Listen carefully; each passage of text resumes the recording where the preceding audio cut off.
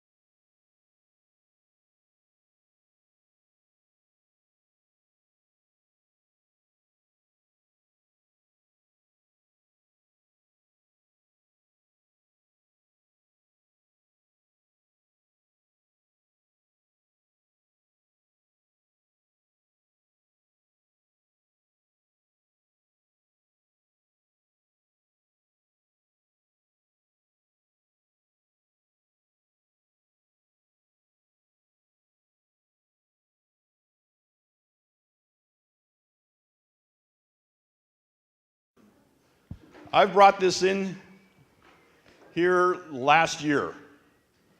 And until you catch it, I'm going to keep bringing it in. Because this is important to understand.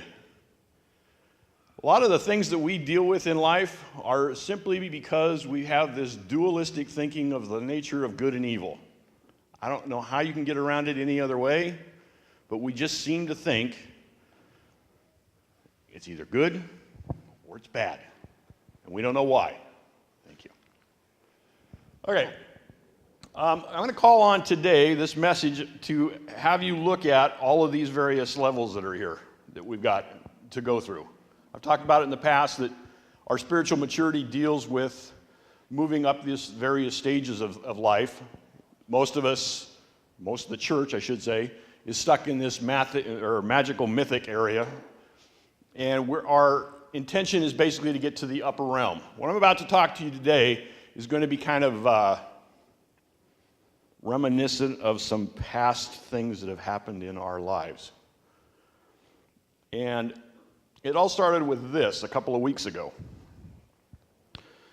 I don't know if you caught this, the Pope came out and claimed the fact that there was no hell. Yeah, the Pope of the church. Yeah.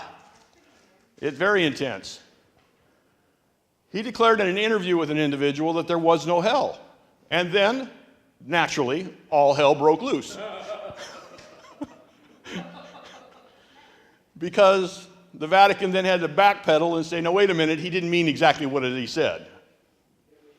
Okay, and so when you start looking at this, you say, okay, well, what was he trying to get across? What was his response for doing, what was his reason for doing this?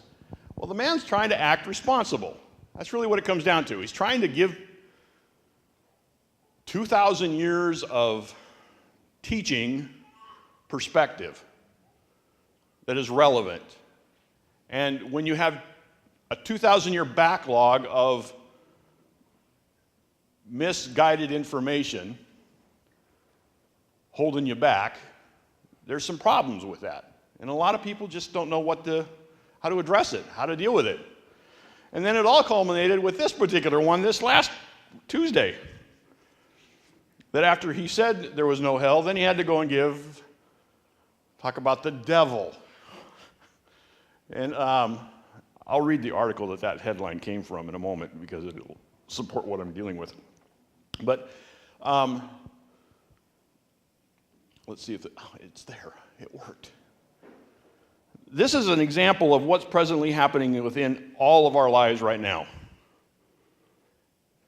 We all presently are living from the projections of our thoughts of the mind and the heart. The older you get, the grainier the film looks. Okay? The more scratches that are there, the more burnouts that have occurred. Now, for you newer people in life, you know who you are. Okay? CDs don't have this capability. All right? You need to understand that us old-timers are familiar with film, real art. Okay? So you need to understand that there are some things here that we're addressing in this.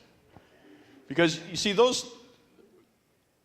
is that picture demonstrated? I'll go back to it again just so you can see it. The thing that's important to understand about this example here is that whatever is in your heart is cycling up into your mind, and from your mind it's going back into your heart, and in essence all you're simply doing is projecting those pictures out onto the world.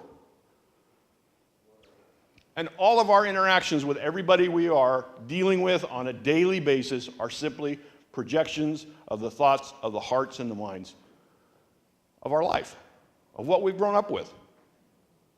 2,000 years of teaching that may have been misguided is simply being projected onto the world.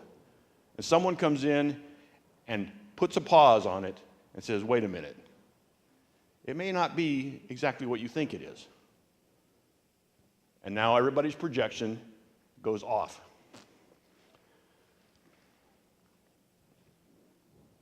Jesus comes up in Matthew with this very important line, and we've all seen it. And if you were here a couple of weeks ago on a Wednesday, in our discussion with Jordan Peterson's book of the 12 Rules, he brought this particular item out. It was very important. It had a whole unique slant to it that I've never actually heard before. You've heard it said that you shall love your neighbor and hate your enemy. But I say to you, love your enemies and bless them that curse you, and do good to them that hate you, and pray for them who despitefully use you and persecute you. Say again? Yeah, we did. But I think that Walt Kelly hit it when he said, we've met the enemy and he is us. The most difficult problem that we have is loving us, loving who we are, loving our neighbor as ourself, the neighbor who is our enemy as ourself. There's some issues that we have to address, and what that really comes down to is, do you love Satan? This is really what it's going to come down to. Do you love Satan? Because Satan is the enemy of good. Satan has been called the enemy. When the Pope comes up and says that there is no hell, well, what the world does that do to Satan? If hell doesn't exist, where does Satan now live?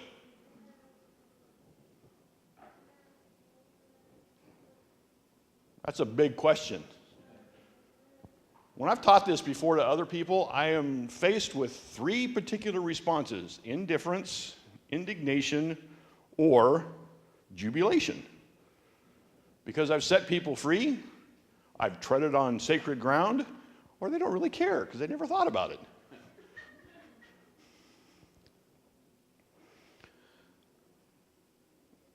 This is a list of the current research books that I have in my library about Satan, and if I'm going to talk about this, at least I'll get you to know that I'm not coming in here just flat-footed. I am prepared to discuss this, but I'm not here prepared to discuss this to knock down any of your beliefs, because they are your beliefs. I'm here just to present a side of this that maybe has been overlooked or hasn't been properly brought out. So, what is Satan? In the Hebrew, you know that front part of the book of the Bible, the Hebrew part? Yeah. We're going to start there. I know that there is this understanding, yes, it's broken into Hebrew and it's broken into Greek, but there's also this evolving effect that occurs throughout the writing of the book that many people ignore. They think that the person who wrote it at the first is at the same millennial as the person who wrote the last one, and they aren't. They're different. So things and processes and thoughts and intentions all evolved through the entire writing of that. And I want you to understand from the very get-go what the term Satan, or what more appropriately should be called the Satan, means in the Bible. So you can see how it grows, because it does grow. Satan, it means an opponent. When you put the article "the" in front of it, it becomes a person. I'm not going to deal with that right now. That's not my concern. It's the enemy of good. It's an adversary. It means to withstand. It means to attack. It's the accuser. It's an adversary. It's to resist. Now, understand all that? This is the basic meaning of Satan. It's a verb. That's the thing about Hebrew language. All root words of Hebrew are verbs. They all start as verbs, and everything from there becomes a noun. They advance out to nouns. All right? So whenever you get to trying to delineate how things work in the Bible, in the Hebrew Scriptures, if it sounds like a noun, that means there's a word deeper, that its origin is a verb. So Satan is a verb. It means to accuse. Now, our interpretation of Satan has been this: some horny guy. No, he's horny because he's got horns everywhere else in his body. When in reality, the Satan is more appropriately depicted in the bottom picture, where someone is actually accusing, is pointing fingers at you, or pointing fingers at somebody.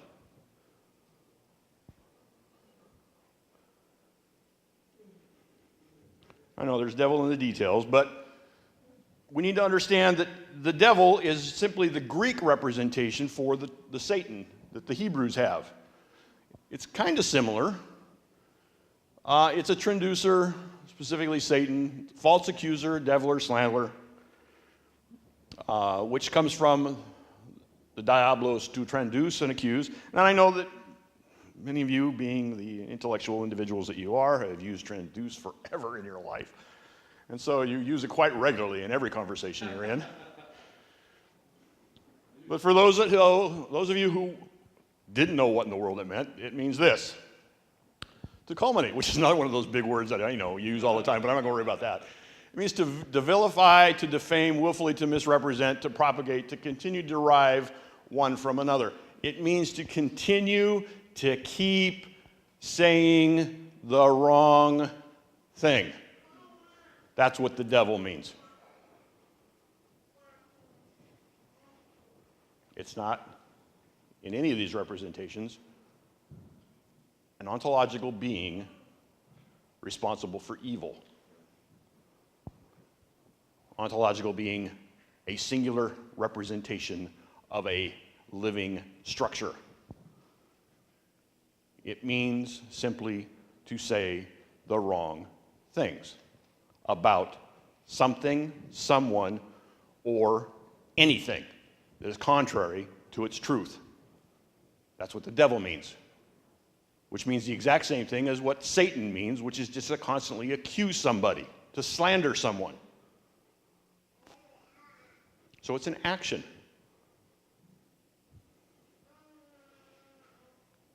Peter said, "Be sober and vigilant, because your adversary, the devil, as a roaring lion, walks about seeking whom he may devour." Your adversary which is the Satan, is a devil.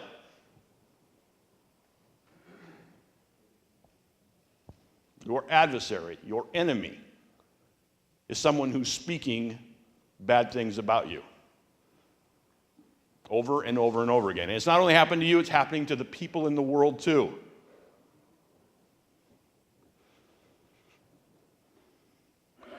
So, where does the Satan appear in the Bible? Many people believe it appears in Genesis 3 through a snake. It does not. That actually is a fictitious construct, comes from Milton's poem Paradise Lost, which is simply just a poem that gives a picture or representation of what he thought would be a good representation of what the devil or Satan would look like, and how he was responsible for the fall of man. This being was responsible. But actually, the Satan appears in the book of Numbers. That's the first one it appears. Genesis, Exodus, Numbers. Okay? Well, Leviticus is in there too, but you know.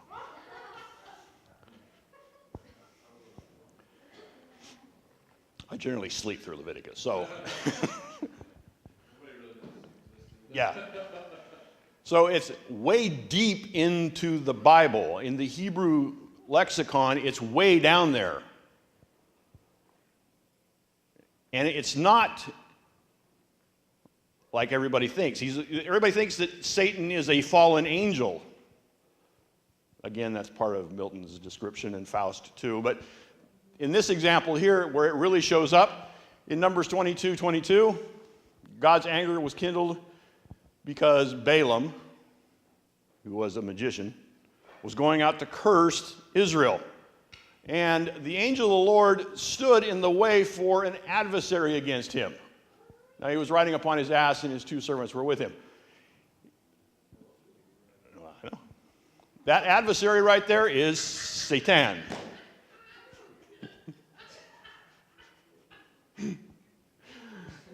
Oh, Ted. All right, Numbers 22:32. And the angel of the Lord said unto him, being Balaam, wherefore hast thou smitten thine ass these 3 times? Behold, I went out to withstand thee, because thy way is perverse before me. There is an angel of the Lord who is not Satan. There is the angel of the Lord who is standing, withstanding, acting as an adversary. It is not Satan. Again, we're dealing with fantasy. Who is Satan? In David's life, Solomon's life, basically everybody in power in Israel, they have had to face a Satan. This is the first example in David's life when he was crossing the Jordan. Remember, he got kicked out as king, left, and then came back. And this example right here shows where he came back into Israel now as restored king. It says here, and there went over a ferry boat to carry over the king's household and to do what he thought was good. And Shimei, the son of Gera, fell down before the king. Now, Shimei, when David left Israel disgraced as a king, Shimei stood on the mountains and cursed him as he left because of what he had done. Okay? So I want that background put in your mind because I want you to see the difference here. And he said, don't think badly of me, my master. Overlook my irresponsible outburst on the day that my master the king left Jerusalem. Don't hold it against me. I know I sinned, but look at me now. The first of all the tribe of Joseph to come down and welcome back my master the king. Abishai, son of Zeruiah, interrupted, enough of this. Shouldn't we kill him outright? Why, he cursed God's anointed. Where have you heard that before? But David said, what is it with you sons of Zeruiah? Why do you insist on being so contentious? The reason it's in red is Satan. Why are you being Satan? Nobody's going to be killed today. I am again king over Israel. Then the king turned to Shimei, you're not going to die. And the king gave him his word. Now, a lot of people would think that Shimei was the Satan to David when he left, but he wasn't. He simply was pronouncing judgment upon David's actions, which David knew to be true. But in this example here, Zariah, or Abishai, son of Zariah, he actually just wants to get rid of this guy. He just wants to do him in. Okay? And he wants to do him in simply because he's telling the truth.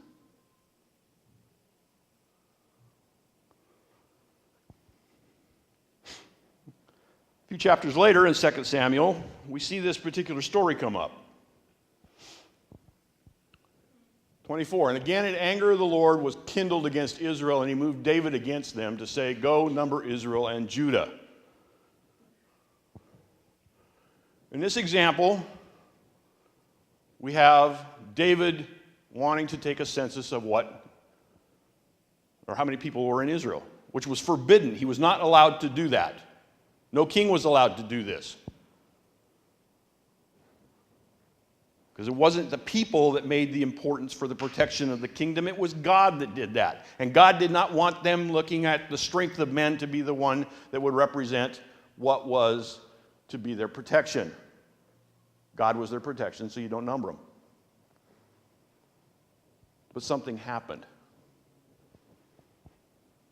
In the intervening years, since that event right there, to what I'm going to show you next, Israel got overran, got booted out, got sent to Babylon. They came back, and they recorded the same events of David's actions. In 1 Chronicles 21, this is the exact same occurrence. And notice the difference. And Satan stood up against Israel and provoked David to number Israel. In the first one, it appears as though the Lord did this act. But in the second, it says that Satan, a being, occurred. When Israel moved into Babylon of their own misfortunes, they took on the beliefs and principles and philosophies of that region, the dualistic thoughts that created beings out of various things that were going on.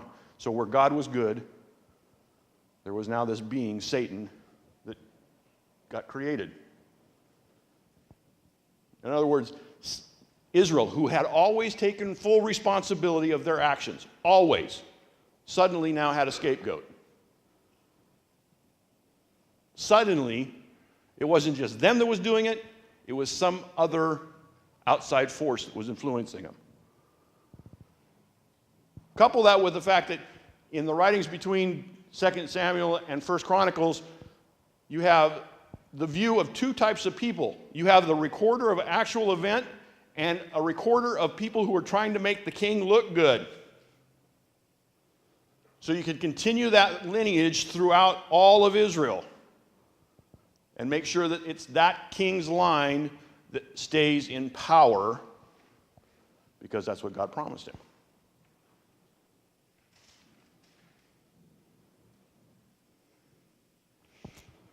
Let's go to Job, because this is one familiar. Everybody knows where Job is. In Job, there's also the talk of the Satan. Okay, where does Satan come from? Well, we see in this particular example here that Satan shows up as this individual walking around with God.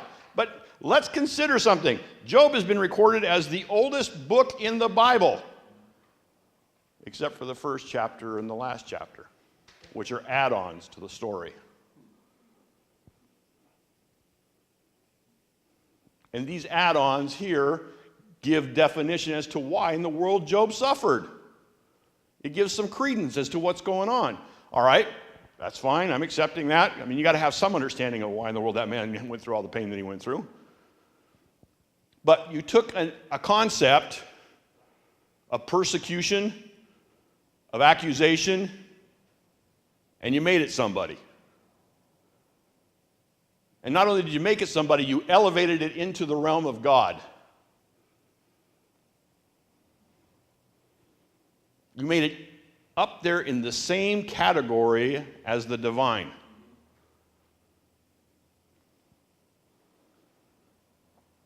Now, the day when the sons of God came to present themselves before the Lord, and Satan came also among them. Satan is not an angel. He's not a being. He is a word of accusation. So read it like that. Now there was a day when the sons of God came to present themselves before the Lord, and a word of accusation also came among them. And the Lord said to the word of accusation, "Whence comest thou?" And the word of accusation answered the Lord and said, "From going to and fro upon the earth and from walking up and down upon it." And the Lord said to the word of accusation, "Hast thou considered my servant Job, that there is none like him on earth, a perfect and upright man, one that fears God and shuns evil?" And the word of accusation answered the Lord and said, "Does Job fear God for naught? Is it possible that a word can go up before God and just stand there before him and portray itself as somebody? Because if so, your words can.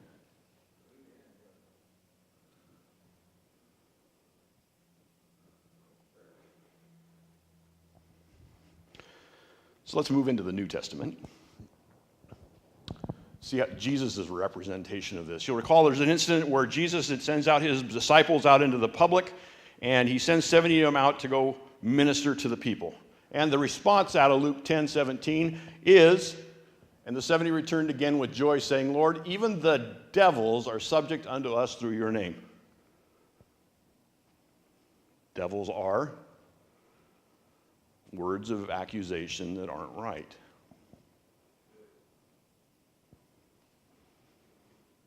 And he said to them, "I beheld a word of accusation as lightning fall from heaven."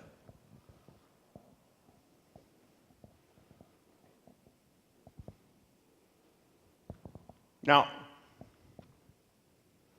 what are we talking about here? There were curses on people.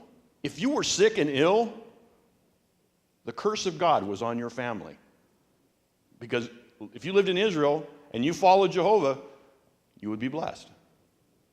And if you'd done something wrong or something had occurred, it would bring a curse upon you and your family. And people would all recognize that. It was built into their social structure. And because it was built into their social structure, if they saw you, they would talk about you. They'd point fingers at you. And they would extend the accusation that there's something wrong with you. But Jesus sent out his disciples, and those disciples met with people who had these accusations thrown against them. And they showed them that it's not right. And in showing them it's not right, they became subject through the name of Jesus. And Jesus said, "I saw all the accusations that all the community had sent up to God fall."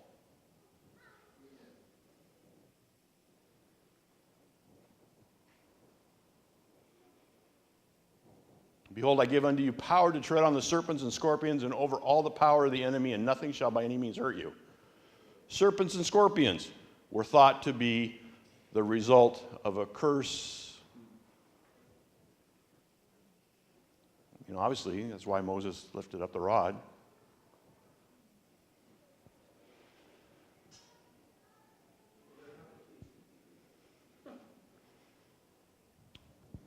In Mark, we come across this little gem. Jesus takes the disciples on a trip, Caesarea Philippi, and he asks them, who do people say that I am? And the disciples go off and list off a whole group of individuals that they thought this is who Jesus was supposed to represent. This is because of the things that were happening in their lives. This is who they thought he was. He was a prophet, or he was like John. And Peter says, "No, you are the Christ. You're the Son of the living God." Now notice in Mark it doesn't say that upon this revelation I shall build my church, because that was added in later, which is another story in itself. And he taught them that the Son of Man was going to suffer many things, be killed, raised in the third day. Taught him all this, and then, of course, old Peter, being proud of the fact that he recognized what Jesus was, says these things can't happen. And when he had turned about, he looked at his disciples, and Jesus rebuked Peter, saying, "Get behind me, you false accusation. For thou savorest not the things that be of God, but the things that be of men." It's not God's word that said this, it was man's word that was coming across. In other words, Peter was trying to just be nice. Say, no, this can't happen to you. But when you're in the will of God and you've heard the word of God, everything can be treated as Satan that comes against that will.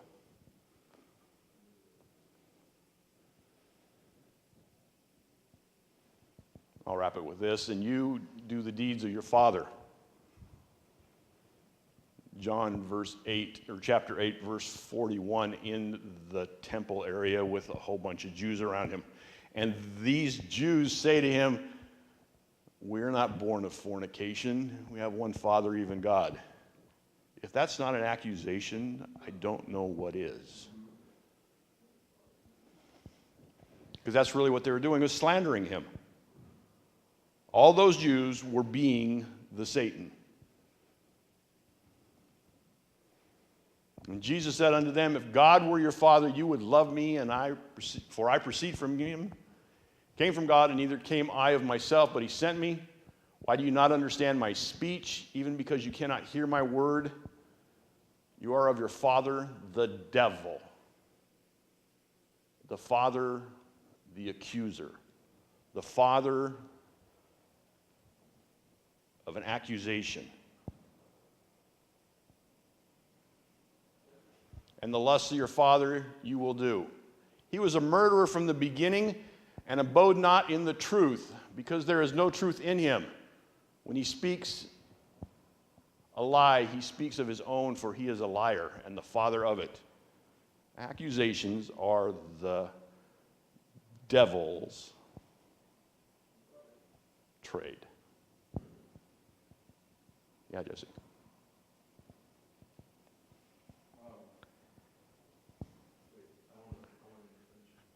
Okay.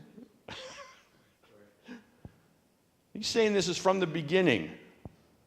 Well, in case you didn't recognize this, this is the beginning. In the beginning was the Word. And the Word was God, and the Word was with God. There wasn't any devil there. There wasn't any accusation there. There wasn't anything tearing down. There was only things building up. Do you love to tear down? Are you the devil's advocate? Consider the term advocate means to be a counselor for a cause. It also means to be an intercessor. Are you the one who prays the wrong word against somebody,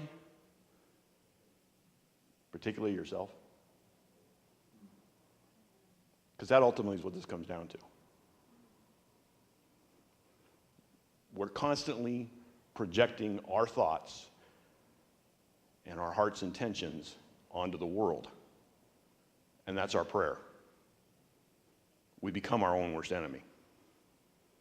We become our Satan. And it's very difficult to integrate all the pains and sufferings that we've had as a child into an adult life and not be able to project that onto other people. And project it in such a way that we are constantly evaluating and judging them as being right or wrong. Do you love Satan? Do you love the enemy that resides within you? Or you just want to be a child of God? A child of love? that is willing just to say, okay, it's fine. I'll give you the grace that you need to get through the situation you're in. Because your situation is no different than mine. I'm simply looking at your movie, and you're looking at mine.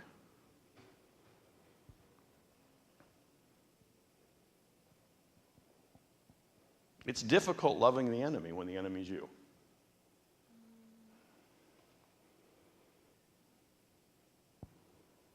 It's easy to love God because he lives in you. But sometimes that God is your own creation.